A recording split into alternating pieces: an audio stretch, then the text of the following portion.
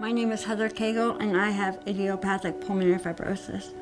I've just hit my 5-year diagnosis mark. That's a milestone for me, and I feel like I have, a lot left.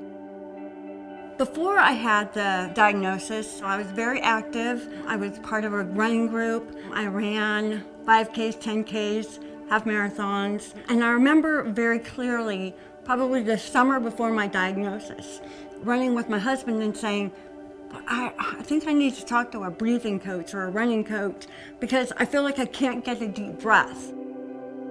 So at the end of 2012, I got a case of bronchitis, and at the beginning of 2013, the cough just lingered and it wouldn't go away. I went back to my doctor. We did an x-ray, and she came back into the exam room and said, Heather, it's not a normal x-ray. I'm going to send you to a pulmonologist.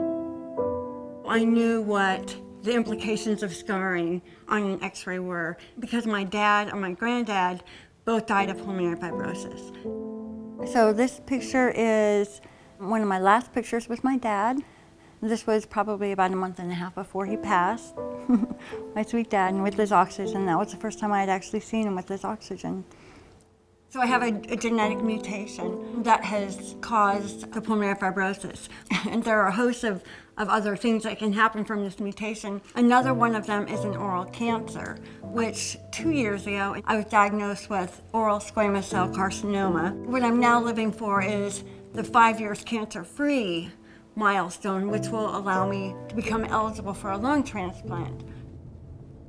I'm very hopeful that I'll make it those 3 years. On the terrible chance that my children have to deal with this as well, I'm hopeful that in the next 10, 15 years, we'll hear that there's a cure for pulmonary fibrosis and that I'll be around to see that. I currently take one of the antifibrotic medications that will hopefully slow that scarring progression. I stay active now. I try to walk regularly. I was probably about 2 years post-diagnosis before I was prescribed supplemental oxygen. I use it when I sleep. I use it for exertion, so I use it when I exercise. Anything that really requires brisk movement. It has slowed me down, not just physically, but I think mentally as well. It gives you a chance to kind of pause and reflect and say, what does this mean for how I'm going to spend my time? I have the same number of breaths regardless of what I do. I can use that same time in those breaths to bury my head, to be angry, or I can use those to say, let's make this a good outcome.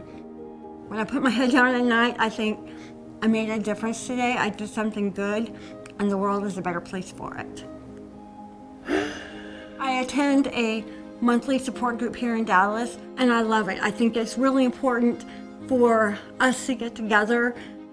I was lucky enough to get to attend the first annual Pulmonary Fibrosis Foundation walk. It's pretty special to see a group of people so large, all affected by the same thing in one place. I also attended the summit that they hold every 2 years.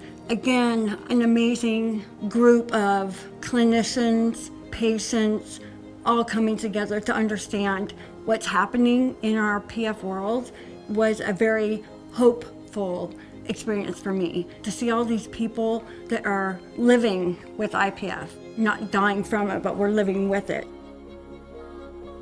I like those kinds of opportunities to kind of give me hope that we're in this together and we can work through this together.